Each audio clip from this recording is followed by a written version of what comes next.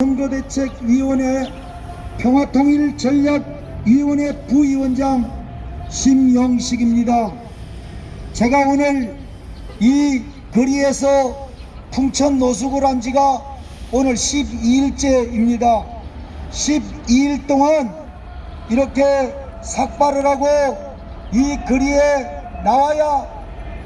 나올 수밖에 없는 이유가 있습니다. 우리 애국 시민 여러분, 흔하게 그럽니다. 한 번 선택이 평생을 좌우한다는데, 저는 4년 전에 문재인 대통령을 발벗고 나서서 도왔던 특별 참모였습니다. 저는 그저 그때 당시 때 가장 나라가 위기에 처했을 때 나는 그분이 시대적 양심이고 시대적 지도자라고 생각했던 것입니다. 그 가졌던 마음은 지금까지 변함이 없습니다. 그러나 5년 중에 4년이 지나는 오늘 여러가지 정황상 환경상 볼 때에 너무나 많은 기울어진 운동장 위를 걷고 있는 것을 보게 됩니다. 지난 3월 22일 날 제가 청와대 앞에 가서 머리를 삭발하며 문재인 대통령을 향하여 제가 외쳤습니다.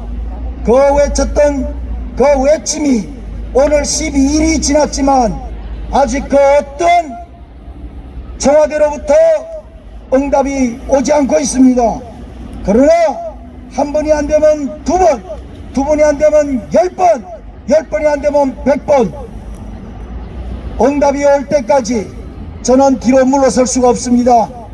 제 외침을 한번 우리 시민 여러분들도 함께 공감해 보시길 바랍니다. 왜냐하면 나라와 국가에 대한 문제는 누구 개인의 문제가 아니고 전라도와 경상도의 문제가 아닙니다. 여러분 자유가 강같이 흐르는 세상을 여러분의 후손, 여러분의 자녀들 손손이 내려줘야 하는 것은 저와 여러분들의 시대적인 사명이 아니겠습니까?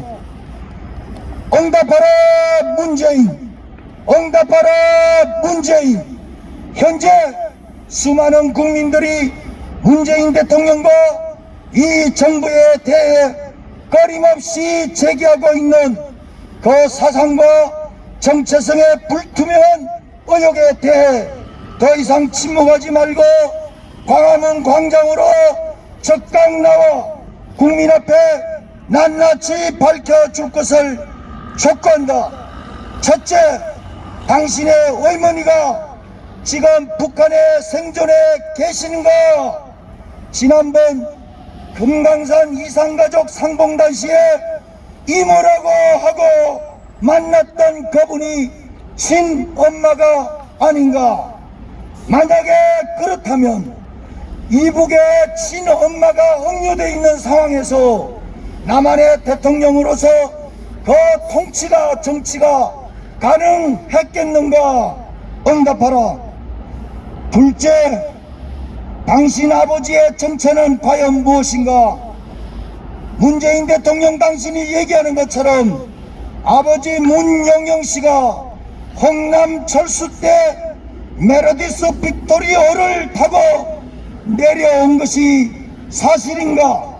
아니면 6.25 때 북한 괴뢰군으로 참전하고 저 경북 영천에서 포로로 붙잡힌 북한 공산군 장교가 당신의 아버지인가?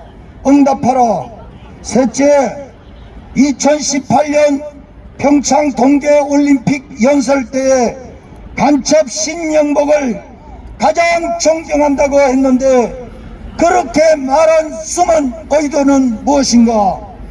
혹시 그때 참석했던 북한 인사들 중에 특히 김여정을 의식하여 그렇게 말한 것이 아닌가? 네 번째, 당신은 1948년 8월 15일 대한민국 건국일을 왜 굳이 부정하고 있는가? 북한 정권이 수립한 조선민주주의 인민공화국 DPRK가 이 한반도의 참된 주인이고 이 남한 정부는 당신의 눈에 사쿠라로 보이기 때문은 아닌가? 다섯 번째, 북한 공산당을 창건한 일등 공신인 김원봉을 대한민국 국군 창설자라고 시간이 날 때마다 말하고 있다. 그렇게 말하는 숨겨진 의도는 무엇인가? 대한민국 국군의 아이덴티티는 과연 무엇인가?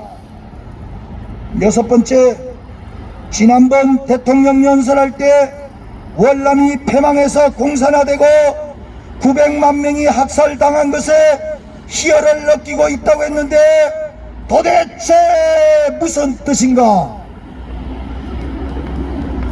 당신의 눈에 얼마 안 가면 이 남한 대한민국이 북한의 점령을 당할 것이고, 북한의 점령을 당하면 5천만 명 중에 혹 어떤 이는 2천만 명, 혹 어떤 이는 3천만 명을 학살할 것이라고 한다. 베트남을 보며 대한민국의 미래를 보고 희열을 느끼고 있는 것인가? 응답하라 문재인! 응답하라 문재인! 일곱 번째 묻는다. 코로나19 전국을 교묘하게 이용해서 교회와 목회자들을 집중적으로 탄압하고 있다. 진정 한국교회가 전국에는 대한민국을 해체하고 북한에 넘겨주려는 문재인 정부의 정책에 가장 강력하게 저항할 수 있는 집단이라고 판단해서 그러는가? 그래서 선제 조치 차원으로 정부의 모든 기구와 언론을 총동원해서 그렇게 교활하게, 그렇게 집요하게 교회와 목회자들을 공격하고 있는가? 공격을 가하고 있는 것인가? 여덟 번째, 아직까지 왜 본인이 언급한 광화문 대통령을 실천하지 못하고 있는가? 취임 당시 당신은 퇴근하면 광화문 광장으로 나와서 문제가 있으면 밤을 새며 끝장 토론을 해서라도 한쪽 의혹이 생기지 않게 하겠다고 그렇게 굳게 우리 국민들 앞에 약속을 했었다. 그런데 왜 4년이 지나는 지금까지, 오늘까지 저 구중궁궐 겹겹이 쌓여있는 청와대에서 한 발자국도 이 광화문 광장으로 나오지 못하고 있는가?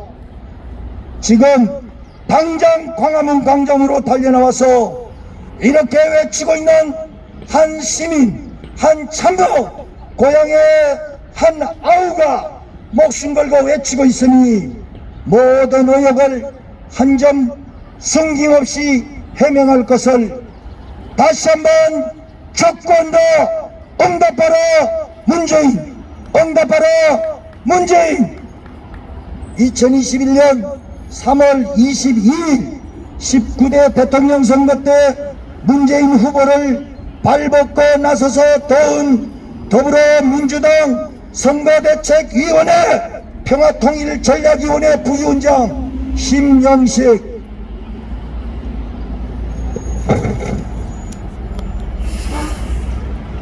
살아가시는 우리 일등 국민, 대한국민, 애국시민 여러분, 저는 19대 대통령 선거 시에 문재인 후보를 발벗고 나서서 도왔던 더불어민주당 선거대책본부의 평화통일전략위원회 부위원장 심영식입니다.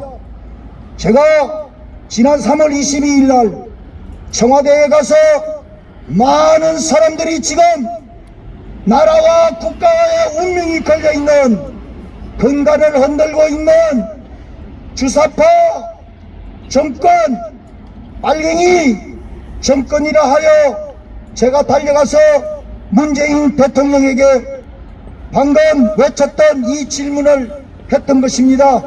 대통령은 응답하라고 했지만 제가 진정성을 보이기 위하여 이 교회 목사가 33년 동안 담임 목회를 하고 있던 목사가 머리를 삭발을 했습니다.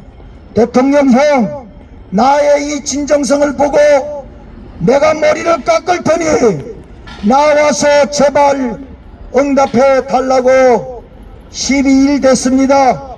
저는 그리고 약속한 대로 내 어머니 감리교회 이 광장에 나와 12일 동안 비가 오면 비를 맞고 이슬을 맞고 밤을 맞으며 풍천노숙을 하고 있습니다. 대통령 문재인, 나와서 응답해 달라는 것입니다. 제가 또 제가 참모로 뛰었던, 내가 그렇게 뛰었던, 여기 보시오, 나뿐 아니라 내가 그렇게 여기에 있는 30여 장의 이 위원들을 내가 전부 임명을 하고요, 이 더불어민주당 특별위원회 내가 그렇게 목숨을 돕고 뛰었던, 그래서 더불어민주당 잘 들어라. 너희들이 그렇게 세운 대통령이 국민들로부터 빨갱이요 간첩이라고 해도 어떤 놈 하나 나와서 문재인 대통령 빨아먹을 줄 알아야지. 대통령 앞에 나와 그것을 가봐는 놈 없으니 이 빨갱이 새끼들, 주사파 새끼들, 애국 시민 여러분, 저는 여기서 비가 오나 눈이 오나 지금 이 자리를 지금 10일째 지키고 있습니다. 집에 가고 싶습니다. 저도 할아버지, 손녀, 손자가 있습니다. 그렇지만 집에도 못 가고 오늘도 이 자리를 지키고 밤을 새워야 됩니다. 왜요? 제가 죄를 지었기 때문입니다. 내가 잘못했기 때문입니다. 4년 전에 이 어리석은 목사가 바보 같은 짓을 했습니다. 나는 그때 내 판단을 잘못했던 것입니다. 판단 한 번이 오늘 나로 하여금 이렇게 거리에 풍천노숙하게 만들어버렸습니다. 애국 시민 여러분들도 결코 근본에 이제 정말로 선거 투표 하나가 10년이 아니라 100년을 좌우할 수 있다는 사실을 알고 찍어놓고 저처럼 이렇게 후회하지 마십시오.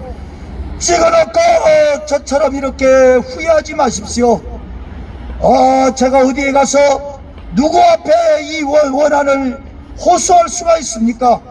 그렇습니다. 저는 잘난 거 하나도 없습니다. 제가 잘못했습니다. 내가 돌에 맞아 죽을 짓을 했습니다. 빨갱이를 대통령으로 만들었으니요, 돌에 맞아 제가 먼저 죽겠고, 그리고 내가 싼 똥을 내가 치우겠습니다. 제가 저 대통령 문재인 만약에 이 근본에 응답하지 않으면 반드시 가서 제 손으로 문재인 대통령을 끌어내리겠습니다. 저는 이제 교회도 33년 동안 담임 목사했던 자리에서 저는 이번에 이 일로 부끄럽고 정말로 수치스러워서 다시 교회로 돌아가지도 못합니다. 내 어머니, 여기 이 빌딩이 우리 어머니 내 고향 감리교 회관입니다. 이 자리가 저의 40년 동안 나를 품어주었던 내 어머니입니다. 이 앞에서 풍천노숙을 하는데요, 저는 여기서 이제 정말로 죽으면 죽으리라. 저 문재인 대통령이 내려오든지 그만하든지 둘 중에 하나인 것입니다. 사랑하는 여러분, 애국 시민 여러분, 제가 여기서 12일을 지나는 중에요, 참 놀라운 일들이 있습니다. 지금으로부터 110년 전에 대한제국이 망해서 일본 천황에게 넘길 때 말이에요, 1905년 얼산 녹약을 하고 1910년도에 한일합방을 하게 되는데요, 그때 8월 22일 날 순종이 일본 천황에게 올린 글이 있습니다. 기가 막힙니다. 제가 그걸 한번 읽어볼게요. 조선왕조실록 순종 3년에 올라간 글입니다. 자, 여러분도 같이 들어보시오. 짐이, 순종이 하는 이야기입니다. 짐이 동양 평화를 공고히 하기 위하여 한일 양국의 친밀한 관계로 피차 통합하여 한 집으로 만드는 것은 상호 만세의 행복을 도모하는 까닭임을 생각하였다. 이에 한국 통치를 들어서 진히 극히 신뢰하는 대일본 제국 황제 폐하에게 양려하기로 결정하고, 이어서 필요한 조장을 규정하여 장래 우리 황실의 영구 안녕과 생민의 복리를 보장하기 위하여 내각 총리 대신 이완용에게 정권위원을 임명하고 대일본 제국 통감 데라우치 마사타케와 회동하여 상의해서 협정하게 하는 것이니, 재신 또한 신의 결단을 체득하여 봉행토록 하라.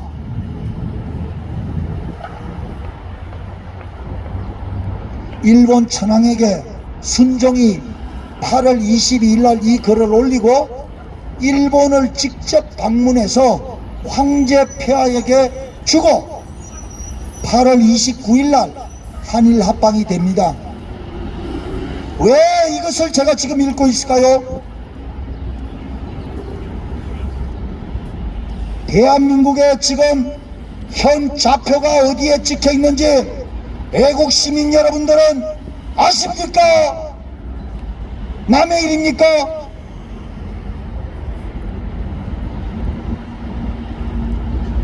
교육은 이미 정교조를 통해서 수년 전에, 수십 년 전부터 이미 교육은 여러분 넘어갔습니다. 저는 육군 24단 포병여단에서 30개월 동안 군 생활을 한 사람이에요. 국군 24단은 양평에 있는데요, 양평 기계화 사단이라고 합니다. 수도 기계화 사단하고 양평 기계화 사단 20기계화 보병사단은 우리나라 대한민국의 최고의 화력을 가진 사단이에요. 그런데 깜짝 놀란 것은 그 어마어마한 기계화 사단이 20사단이 최근에 흔적도 없이 사라졌다는 거예요. 20사단이 어디가 있습니까? 없어졌다는 거예요. 군을 완전 무력화시켰습니다. 지금 제가 볼 때는 전쟁이 나도 총 들고 나가 싸울 군이 한 명도 안 보입니다.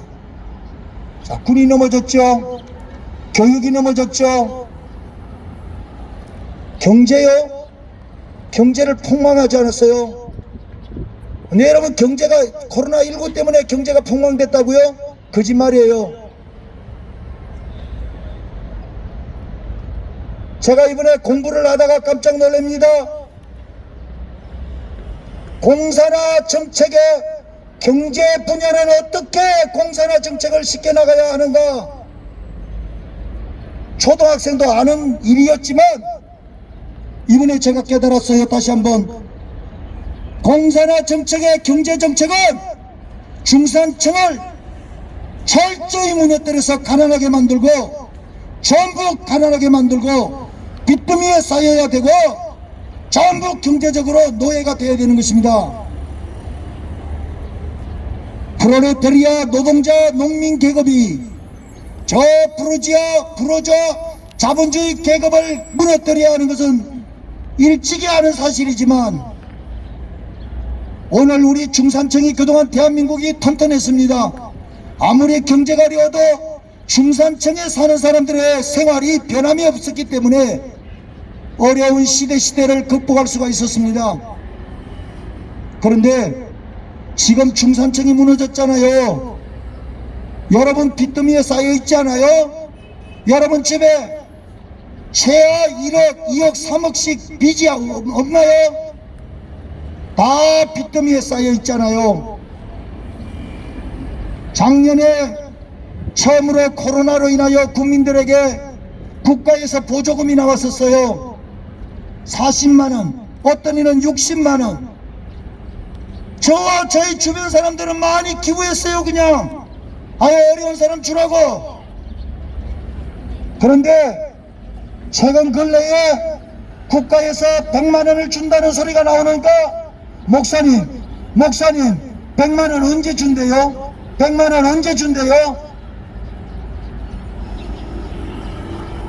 인간은 경제적인 동물입니다. 환경에 영향을 받아 살 수밖에 없는, 인간이 강한 것 같지만 가장 약한 동물이 인간이에요. 동물들은 며칠 굶었다고 그렇게 호랑이는 죽어도 풀을 먹지 않습니다. 호랑이는 죽어도 풀을 먹지 않는다고요. 100만원 언제 나온대요? 누가 10만원씩 도와준다 그러죠? 난 그 사람 찍을래. 이것이 그냥 흘러가는 경제적인 문제라면 문제가 아닌데, 공산화 과정에 있는 대한민국의 경제정책이라면 심각한 거 아닙니까? 자, 이제 경제가 다 무너졌죠? 사람들은 다 순종하기 시작합니다. 끌려갈 수밖에 없어요. 마지막 하나 남은 것이 안보입니다. 안보, 외교 안보인데 보니까 1905년도에 일본이 열사늑약을 받고 나서 5년간 1910년 나라가 합방되기까지 5년간 무슨 일을 했는지 봤더니 국민 백성들은 아무도 모르게 하나하나 전부 뺏어갔더라고요. 군대를 해산시켜라. 그래서 대한제국의 군이 해산됐고요, 외교권이 박탈됐고요, 다 집어넣고 마지막 순종에게 도장을 찍으라고 그러는 거예요. 지금 대한민국이 보이지 않는 손에 의해서 모든 부분이 다 넘어갔다는 사실을 국민 여러분 모르십니까? 마지막 하나 도장 찍어서 순종이 일본 천황에게 뭐라고 그래요? 지금 짐이 생각할 때 극히 신뢰하는 대일본 제국 황제 폐하에게 양육하기로 결정을 한다. 지금 말이죠, 나머지 다 넘어갔는데 하나 넘어가지 않은 것이 이 대한민국의 외교 안보권인데요, 미군이 철수가 되면 미군 철수를 그렇게 요청하고 있는 이유가 바로 이 문제예요. 미군은 단순히 이 한반도를 지키려고 들어온 게 아니라 세계 평화를 지키려고 들어와 있다는 사실 여러분 알아야 돼요. 저 태평양을 건너서 대륙으로 들어가는 첫 관문이 여기 대한민국이란 말이에요. 우리가 뭐 예뻐서 그들이 지키려고 하는 것 같아요.